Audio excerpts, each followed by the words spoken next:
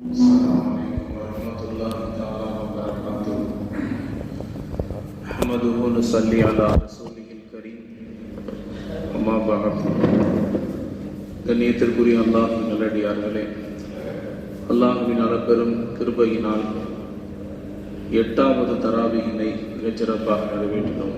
அல்ஹம்துலில்லாஹ். அன்பானவர்களே, இன்றைய தினம் தொழுகையில் ஓதப்பட்ட ஒரு வசனம், இன்னல் ஹசனாத்தி யுதுஹிபின ஸய்யிஆத், நிச்சயமாக நன்மைகள் பாவங்களை போக்கி விடுகின்றன. பெருமானார் ஸல்லல்லாஹு அலைஹி வஸல்லம் அன்னவர்களிடத்தில் அன்சாரி சஹாபி ஒருவர் வந்தார். யா ரசூலல்லாஹ், நான் தோட்டத்திற்கு சென்றேன், அங்கு ஒரு பெண்ணை கண்டேன்.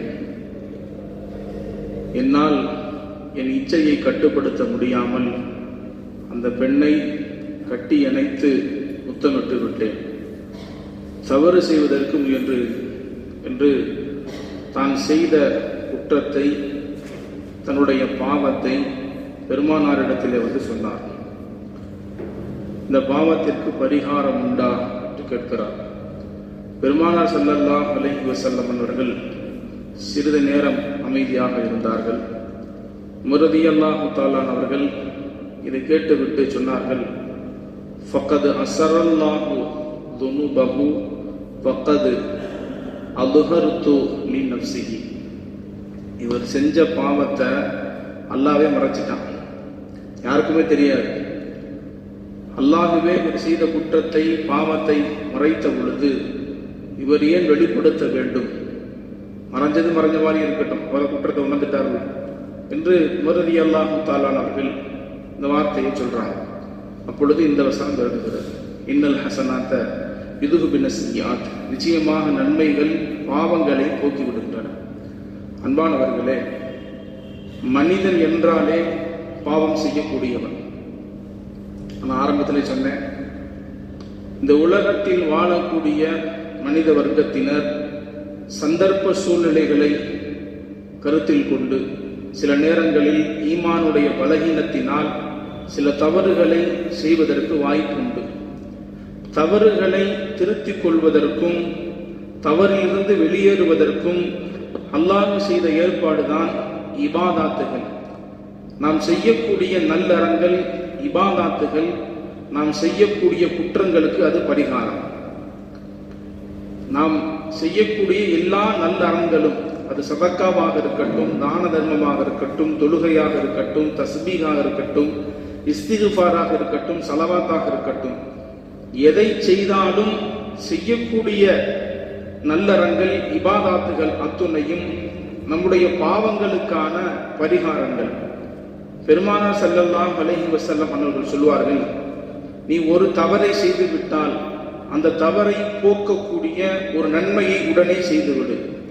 ஒருத்தர் தெரியாம தவறு செஞ்சிட்டார், அந்த தவறை உணர்றார், தவறு செஞ்சிட்டோம், குற்றம் செஞ்சிட்டோம் என்று உணர்ந்தால் அந்த தவற்றை போக்கக்கூடிய வகையில் ஒரு நன்மையை உடனே செஞ்சிடணும்.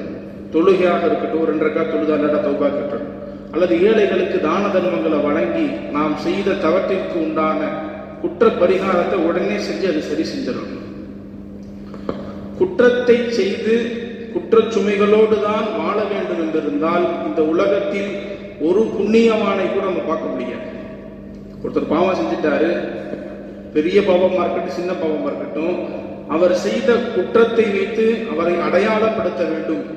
அவர் வாழும் காலமெல்லாம் அந்த குற்றக்கரையோடு தான் வாழ வேண்டும் என்றிருந்தால் இந்த உலகத்தில் ஒரு நல்லடியாரை கூட, ஒரு புண்ணியவானோட நம்ம பார்க்க முடியாது. சஹாபாக்களை விட இந்த உலகத்தில் யாரும் குற்றம் செஞ்சிருக்க முடியாது. உமர் ரலியல்லாஹு சொன்னாங்க, என் கையால கிட்டத்தட்ட 140 பெண் குழந்தைகளை உயிரோடு நான் புதைச்சிருக்கேன்னு சொன்னாங்க. 140 பெண் குழந்தைகளை, பிறந்த குழந்தைகளை என் கையால உயிரோடு நான் புதைச்சிருக்கேன்னு சொன்னாங்க. பெரும் பெரும் சஹாபாக்கள் பெரும் பெரும் குற்றங்களிலே ஈடுபட்டவர்கள். ஆனால் அல்லாஹ் வச்சிருக்கக்கூடிய ஒரு மேஜிக் என்னன்னு சொன்னா, நல்ல செயல்களை செய்யும் பொழுது, இபாதாத்துக்குள்ளே நம்மை நுழைத்துக் கொள்ளும் பொழுது நாம் செய்த குற்றங்களை எல்லாம் என்ன செஞ்சிருவோம்னா மக்களுடைய பார்வையிட்டு அதை மறைச்சிருவோம். இப்ப உமர் என்று சொன்னால் நம்முடைய கண்ணுக்கு, நம்முடைய சிந்தனைக்கு அவர் செஞ்ச குற்றம் ஞாபகத்துக்கு வராது. உமர்லாம் இவ்வளவு கொலை செஞ்சாங்களா, இவ்வளவு பேர் கொண்டாங்க அப்படி ஞாபகம் வராது. உமர் ரலியல்லாஹு என்று சொன்னால் நீதத்துக்கு பேர் போனவர்கள், நியாயமானவர்கள், நல்ல இறையச்சமுடைய சகாபியில் தான் நம்முடைய நினைவுக்கு வரும். பெரும் சகாபாக்களுடைய பெயர்களை நினைவு கூறப்படும் பொழுது அவர்கள் செய்த குற்றம் நமக்கு ஞாபகத்துக்கு வராது. ஆனால் அவர்கள் செய்த நல்லறங்கள் ஞாபகத்துக்கு வந்துடும். அல்லாஹு தஆலா இந்த இபாதத்திற்கு கொடுக்கக்கூடிய ஒரு மேஜிக் அதுதான். நம்ம ஒரு பெரிய பாவத்தை செஞ்சிட்டோம், அந்த பாவத்தை விட்டு வெளியே வந்துட்டோம், அதற்கு பிறகு நல்ல செயல்களை செய்ய ஆரம்பிச்சிட்டோம், தொழுகிறோம், வணங்குறோம், தான தர்மம் கொடுக்க ஆரம்பிச்சிட்டோம் சொன்னா அல்லாஹு தஆலா நம்மை நாமளே நல்லவர்களாக கருதக்கூடிய ஒரு வாய்ப்பையும் பிற மக்களுடைய உள்ளங்களில் நம் மீது இருக்கக்கூடிய மரியாதையையும் கண்ணியத்தையும் அல்ல அதிகப்படுத்திடுவான். இது நிதர்சனமாக நாம் உணரலாம். ஆக முதலாவதாக இந்த வரலாற்றிலிருந்து 2 படிப்பு நமக்கு கிடைக்குது. ஒண்ணு, ஒருத்தர் ஒரு பாவம் செஞ்சிட்டாரு, அந்த பாவத்தை தேவையில்லாம அடுத்தவர்கிட்ட சொல்ல தேவையில்லை, நானும் சொல்லக்கூடாது, அடுத்தவர்களும் அதை பரப்பக்கூடாது. ஒருத்தர் ஒரு பாவம் செஞ்சிட்டார், எல்லாத்துக்கும் சொல்றது அவரா அந்த பாவத்தை செஞ்சாருங்க, அவர் ஒரு பெரிய மோசமான ஆளுங்க என்று அவருடைய மானத்தை பங்கப்படுத்தக்கூடிய செயல்பாட்டை அடுத்தவர்கள் செய்யக்கூடாது. அல்லாஹ் நாடினால் அவர் மிகப்பெரிய இறைநேசரா மாறிடலாம். அல்லாஹ் நாடினால் அவருடைய எல்லா பாவத்தையும் மன்னிச்சு மிகப்பெரிய அவுலியாவுல்லாவா மாறிடலாம். அப்ப முதலாவது படிப்பனை, நான் செஞ்ச பாவத்தை, என்னோடு சார்ந்து இருக்கக்கூடிய குற்றத்தை நான் உணர்ந்துட்டேன்னு சொன்னா அடுத்தவரிடத்தில் தேவையில்லாம அதை பத்தி பேசக்கூடாது. அதான் அல்லாஹ் மன்னிச்சிடும். என் பாவத்தை அடுத்தவர்களுக்கு தெரியும் பட்சத்தில் யார் அதை பார்ப்பார்களோ, அதை அறிந்து கொள்வார்களோ, அவர்கள் என்ன செய்யணும்னா முடிஞ்ச வரைக்கும் அடுத்தவரிடத்தை பரப்பாம இருக்கிறது முயற்சி செய்யணும். ஆனா இன்னைக்கு நம்ம சமுதாயம் அப்படி செய்யாது. யாராவது ஒருத்தர் ஏதாவது தப்பு செஞ்சுட்டாங்கன்னா முதல்ல அவருடைய மான மரியாதை எல்லாம் போகக்கூடிய அளவுல வாட்ஸ்அப், ஃபேஸ்புக் எல்லாம் பரப்பி விட்டுறது. பெருமானார் ஸல்லல்லாஹு அலைஹி வஸல்லம் சொன்னாங்க, அல்லாவே நீ செஞ்ச குற்றத்தை மறைச்சிட்டான், நீயே வெளிப்படுத்துறேன்னு கேட்கிறாங்க. பெருமாள் கேட்கிறாங்க, அல்லாவே நீ செஞ்ச குற்றத்தை மறைச்சிட்டான், நீயே வெளிப்படுத்தணும். குற்றம் என்று வரும் வகையில் 2 வகையா பிரிக்கலாம். ஒன்று, நான் செய்த என்னை சார்ந்த குற்றம். இன்னொன்று, நான் செய்த குற்றம் அடுத்தவர்களை பாதிக்கக்கூடிய வகையில் இருக்கக்கூடிய குற்றம். ஒருத்தர் மது அருந்துறாரு, விபச்சாரம் செய்கிறாரு, அதே போல அது சார்ந்த குற்றங்கள், அது அந்த குற்றம் அதனால் ஏற்படக்கூடிய விளைவெல்லாம் அவரையே சாரும். இந்த குற்றத்தை அவர் யார்ட்டையும் வெளிப்படுத்தக்கூடாது. இந்த குற்றத்தை அவர் அல்லாஹ்வுக்காக வேண்டி அல்லாஹ்விடத்தை தௌபா கேட்கணும். பிறருக்கு அந்த குற்றம் தெரிந்தாலும் அதை வெளிப்படுத்தக்கூடாது. இது மனிதர்கள் அவர்களை சார்ந்த குற்றம். சில குற்றங்கள் இருக்குது, அந்த குற்றம் அடுத்தவர்களை வேதனைப்படுத்தக்கூடியது. ஒருத்தர் கொலை செஞ்சுட்டார், கொலையை நம்ம பார்த்துட்டோம், ஆகா அதற்கு சொன்னாங்க அவர் குற்றத்தை வெளிப்படுத்தக்கூடாதுன்னு, அப்படின்னு வெளிப்படுத்தாம இருக்க முடியுமா? பார்த்துட்டா சாட்சி சொல்லிடணும்.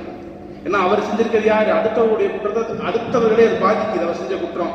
ஒருத்தர் கொள்ளை அடிச்சுட்டாரு, மாஷா அல்லாஹ் இவர் கொள்ளை அடிச்சிருக்காருங்க, இவருடைய குற்றத்தை வெளிப்படுத்தக்கூடாதுன்னு சொன்னாங்க, அதனால நம்ம மறைச்சு வச்சிருக்கோம், என்ன செய்யக்கூடாது, இருக்கக்கூடாது. அடுத்தவர்களை பாதிக்கக்கூடிய பாவத்தையும் குற்றத்தையும் ஒருத்தர் செஞ்சுட்டான்னு சொன்னா கட்டாயமாக அந்த செய்தி நம் காதுகளை அடைந்தால் அல்லது நாம் அதை பார்த்தால் அதற்கான சாட்சியை சொல்வதை நம்ம பயப்படக்கூடாது. அடுத்தவர்களை பாதிக்காத வகையில் ஒருவர் செய்த சுய ஒழுக்கத்தை கெடுக்கக்கூடிய குற்றத்தை செய்திருந்தால் அவர் திருந்தும் பட்சத்தில் அவருக்கான வாய்ப்பை கொடுத்து அதை மறைச்சு மூடுறதுதான் நல்லது.